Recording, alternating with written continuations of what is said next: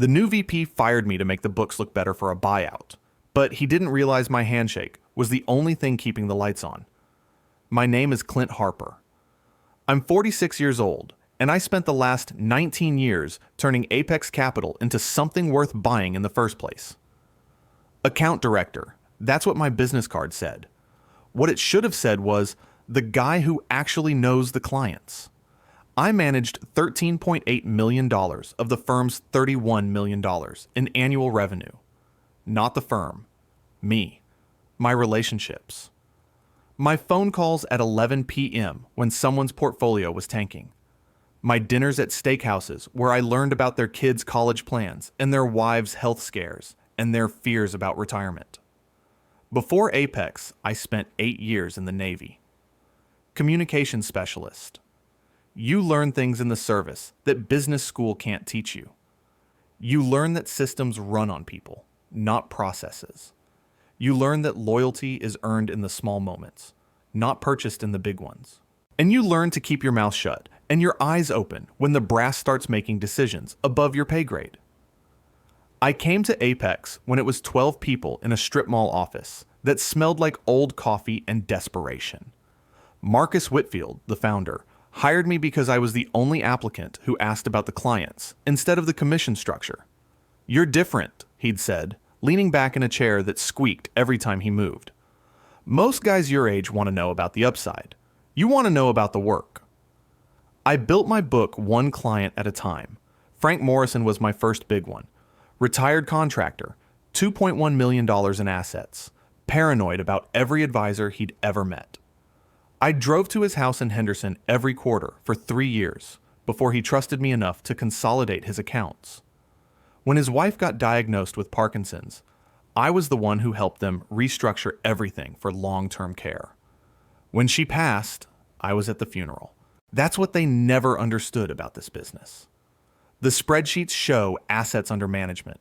They don't show the handshakes, the trust, the years of showing up when it didn't benefit you directly.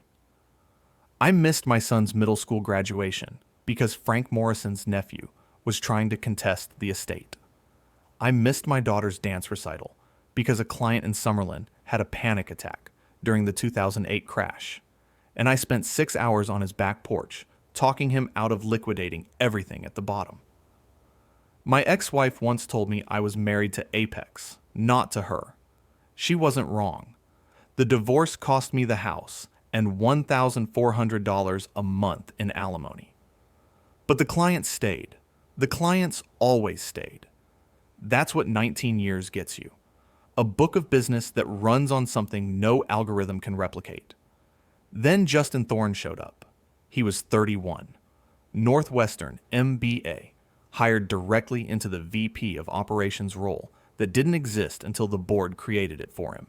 His father-in-law sat on the board of the private equity firm that was circling Apex like a shark smelling blood. I knew what he was the moment he walked into the Monday morning meeting. Designer suit that cost more than my first car. Hair that looked like it took 45 minutes to make it look effortless. Smiled at everyone like we were already his employees. I'm excited to bring some fresh perspective to the team, he said, standing at the head of the conference table, like he'd built the place.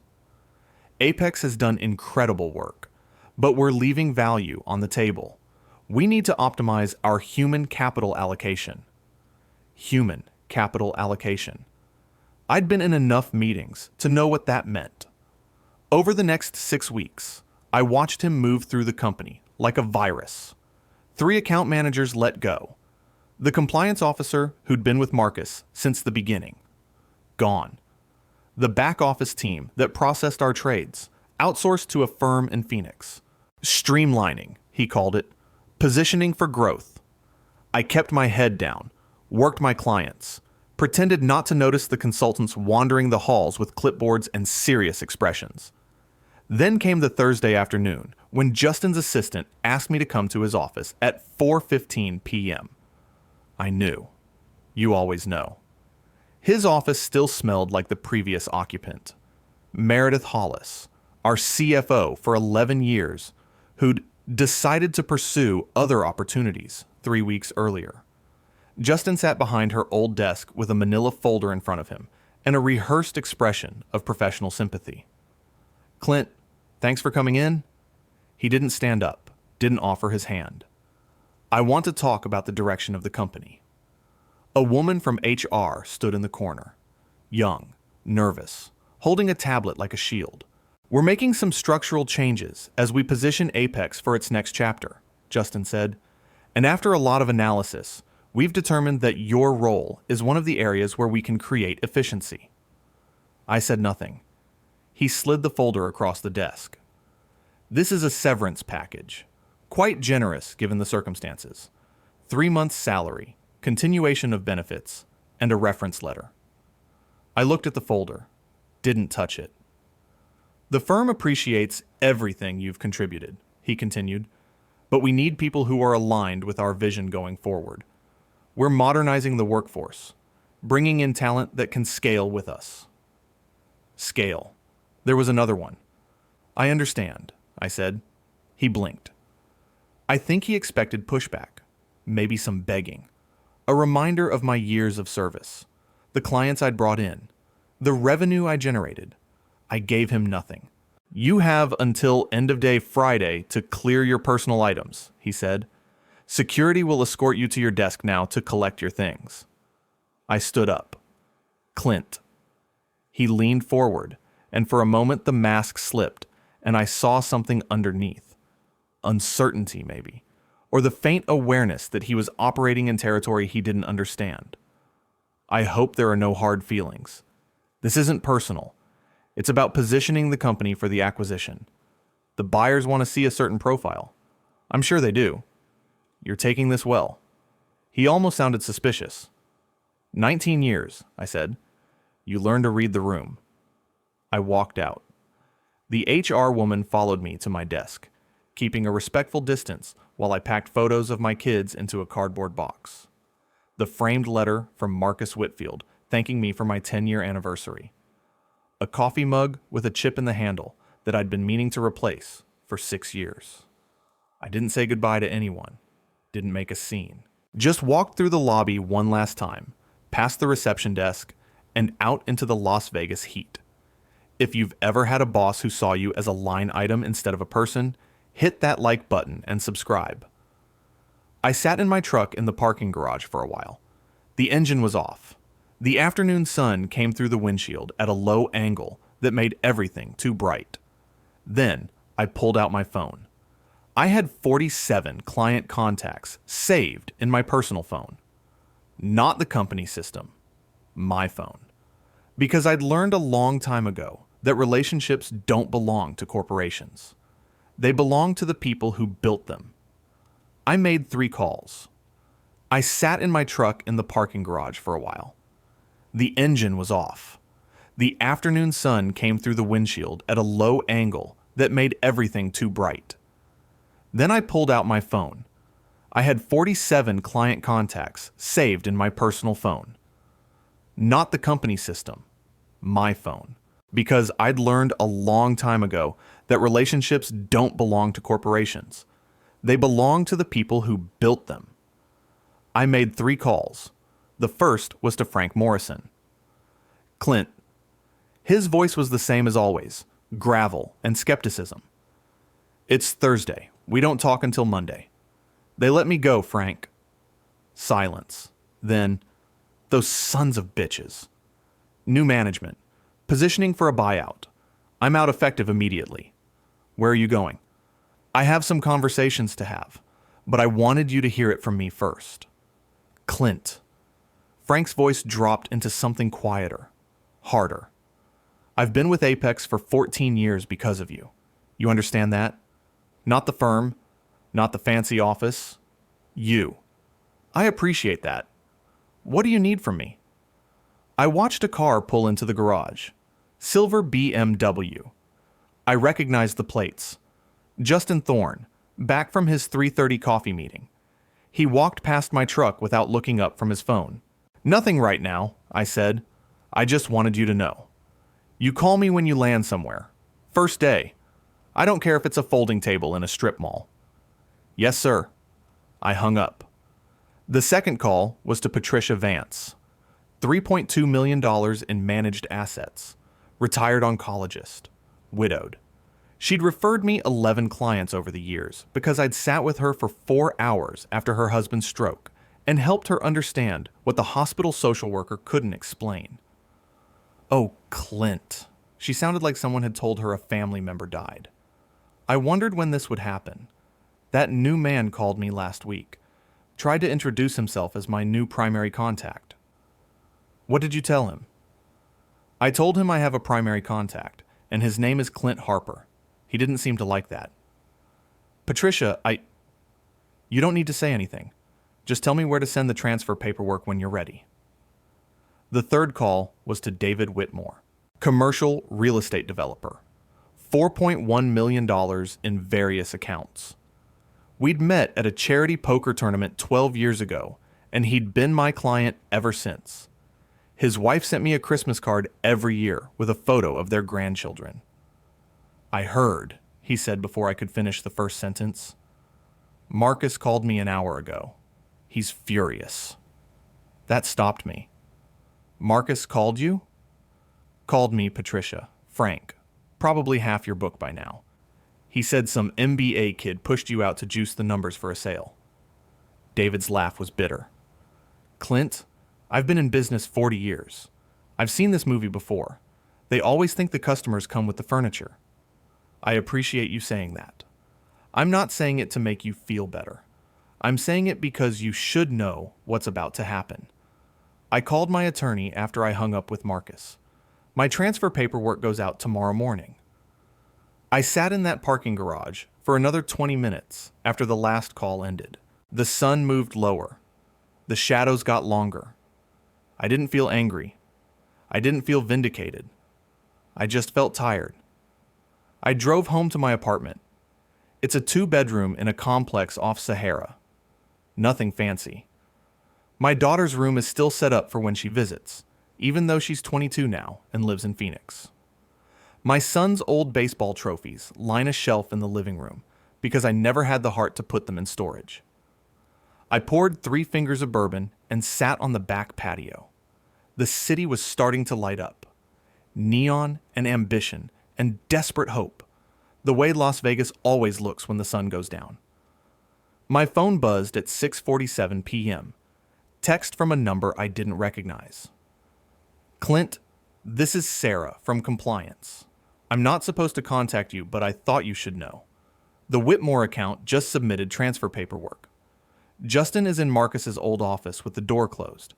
Something's happening. Asterisk, I didn't respond. At 7:15 p.m., another text. The Morrison account just called requesting transfer forms. Justin's assistant is crying. At 8:02 p.m., my phone rang. Apex main office number. I let it go to voicemail. At 8:34 p.m., a text from a number I recognized this time. Brian Keeler, one of the account managers who'd survived the first round of cuts. Holy shit, Clint. 3 more transfer requests came in after close. Justin just left without talking to anyone. What did you do? Asterisk, I didn't answer that one either. I sat on my patio until almost midnight, watching the planes descend toward McCarran, each one a straight line of lights against the dark. Orderly. Predictable. The opposite of what I knew was happening in the offices I'd just left. The next morning, I made coffee and checked my personal email. 14 messages from Apex clients, all sent after business hours. 11 of them were some variation of the same thing. Heard what happened. Where should I send my account? 3 were from people I hadn't talked to in months, asking if the rumors were true. I didn't respond to any of them. Not yet. At 9:15 a.m., my phone rang. Apex main office again. I let it ring. At 9:47 a.m., a voicemail appeared from Justin Thorne himself. Clint, Justin Thorne. There seems to be some confusion with a few of the accounts. I'd like to discuss transition protocols. Call me back at your earliest convenience. His voice was still smooth, but there was something underneath it. A crack in the foundation. At 11:23 a.m., another voicemail. Clint, I'm not sure if you got my earlier message. We're seeing some unexpected movements in the client base, and I think it would benefit everyone if we could have a conversation. The severance terms are still on the table. Perhaps we could discuss additional considerations. Additional considerations. That was new. At 2:15 p.m., the calls stopped coming from Justin. They started coming from Marcus Whitfield's personal cell phone. I'd had that number memorized for 15 years. He was the man who'd hired me when I was a 27-year-old veteran with no finance experience and a willingness to work harder than anyone else in the room. He was the man who'd given me a shot when no one else would. I let it ring. At 3:30 p.m., Marcus left a voicemail. Clint, it's Marcus. I know what happened. I know you're angry, and you have every right to be. I stepped back from operations to let the next generation take the wheel, and I see now that was a mistake. The board is meeting tomorrow morning. Whatever you're doing, and I think I know what you're doing, I'd like to talk before it goes further, for old time's sake. I sat with that one for a while. For old time's sake. I thought about the nights I'd spent in that strip mall office, learning the business from a man who believed in handshakes and eye contact and showing up when it mattered.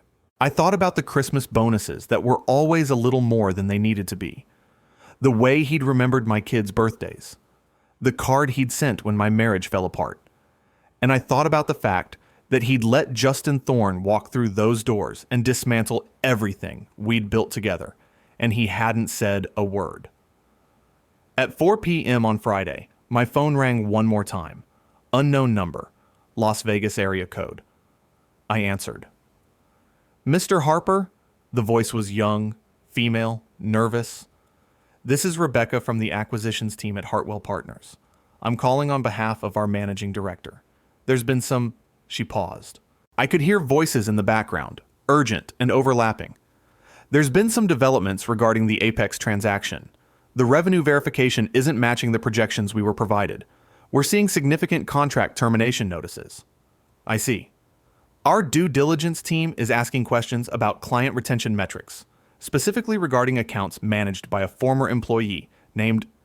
She stopped again. Named Clinton Harper. That would be me. Oh. A long pause. Oh. I see. Well, I'm not sure. I should probably let you speak with... I don't think that will be necessary. I hung up. At 4:47 p.m., I received a text from Brian Keeler. Board emergency meeting, called for tomorrow, 7 a.m. Justin's car is still in the lot, but no one's seen him in 3 hours.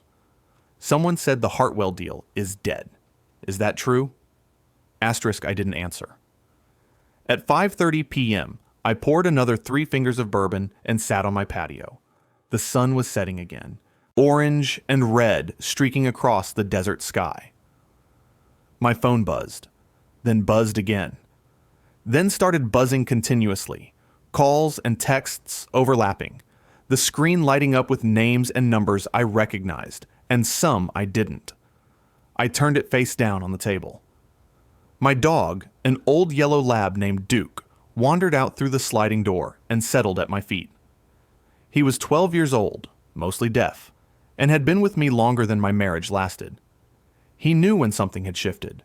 He always knew. Just you and me tonight, buddy, I said. He sighed the way old dogs do when they've seen enough of the world to know that most of it isn't worth getting excited about. The phone kept buzzing. I didn't pick it up. The weekend passed like weather I was watching through a window. Saturday morning, I drove to my daughter's place in Phoenix.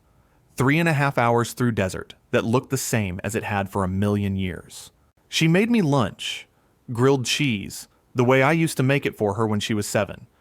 And we sat on her little apartment balcony and didn't talk about Apex or Justin Thorne or the 47 missed calls on my phone. You seem different, she said. Calmer. Like you're actually here. I think I might be. Sunday, I drove back and took Duke to the dog park. He couldn't run anymore, but he liked to sit in the shade and watch the younger dogs chase tennis balls like their lives depended on it. I sat next to him on a bench and drank gas station coffee and thought about nothing in particular. My phone had stopped buzzing by then.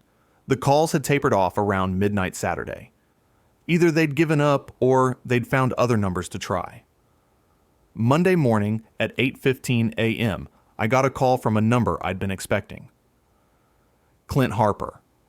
The voice was familiar, deep, unhurried. "This is William Chen at Meridian Capital. I believe we met at the Henderson Chamber event 3 years ago." "I remember. You tried to recruit me. And you said you were loyal to Marcus Whitfield." A pause. "I'm calling to ask if that's still the case." I looked out the window at the Las Vegas skyline. Somewhere out there, in an office building I'd spent 19 years walking into every morning, the rubble was still settling. "No," I said. "I don't think it is." "Good. I'd like to talk about a partnership opportunity. When can you come in?" I met with William Chen that afternoon at Meridian's offices in the Hughes Center. Glass and steel and the kind of quiet confidence that comes from managing real money for real people. He had a corner office with a view of the mountains. "I'm going to be direct with you," he said. "We've been watching Apex for 6 months. We knew Hartwell was circling. We also knew that their valuation was built on sand. Because of the client concentration. Because of you." He slid a folder across his desk. "Your book represents 44.5% of Apex's annual revenue. That's not a client concentration problem. That's a single point of failure. And as of Friday afternoon, that failure point walked out the door." I opened the folder. Partnership terms. Equity stake. A number that made me blink. "We want you to bring your clients to Meridian," William said. "Not as an employee, as a partner. You built something valuable. It's time you owned a piece of what that value creates." I read through the terms twice. "I need to make some calls first," I said. "Take your time." "But Clint," he leaned forward. "I heard what happened at their board meeting this morning. You should know that Justin Thorne was terminated at 7:45 a.m. The Hartwell acquisition is officially dead, and Apex's stock dropped 28% in pre-market trading." I didn't say anything. "The clients who followed you were right to follow you," William said. "The question now is whether you're ready to lead." I signed the partnership agreement at 3 p.m. on Wednesday. By Friday, I had transferred $9.5 million in client accounts to Meridian Capital. Frank Morrison was first. Patricia Vance was second. David Whitmore sent over his paperwork with a note that said, "About damn time." The following Monday, I got a call from Marcus Whitfield. I almost didn't answer, but 19 years is 19 years. "Clint." His voice sounded older than I remembered. Tired. "I owe you an apology." "Yes, you do." I let my board convince me that fresh blood was what the company needed. I let them bring in someone who didn't understand what we'd built. And I let him do what he did to you without saying a word. A long pause. I was a coward. I thought stepping back meant I didn't have to take responsibility anymore. I watched the sun move across my new office. Corner view. Nicer than anything I'd had at Apex. "What do you want, Marcus?" "I want you to know that I voted against your termination. The board overruled me 4-1. Justin had already convinced them that the acquisition depended on..." He stopped. "That doesn't matter. What matters is that I should have fought harder. I should have walked out with you. But you didn't." "No, I didn't." We sat with that for a moment. "The company's in trouble, Clint. Real trouble. The acquisition is dead. The stock is in freefall. We've lost 31% of our revenue in 10 days, and the clients who stayed are getting calls from competitors every hour. The board is talking about bankruptcy protection." "I'm sorry to hear that." "Are you?" I thought about it. The strip mall office that smelled like old coffee. The nights I'd spent learning the business from a man who believed in me when I didn't believe in myself. The Christmas bonuses and the birthday cards and the way Marcus used to walk through the office every morning and shake everyone's hand. "Some parts of it," I said. "Not all." "Fair enough." Another pause. I'm not going to ask you to come back. I know that ship has sailed. But I wanted you to hear it from me. You were right. About all of it. The relationships, the handshakes, the thing that can't be bought or sold. I know I was. Goodbye, Clint. Goodbye, Marcus. I hung up. That evening, I sat in my new office after everyone else had gone home. The city lights were coming on one by one. Neon and steel and the endless churn of ambition that makes Las Vegas what it is. I pulled out a piece of company stationery, Meridian Capital, with my name printed at the bottom as Partner Wealth Management, and I wrote a note.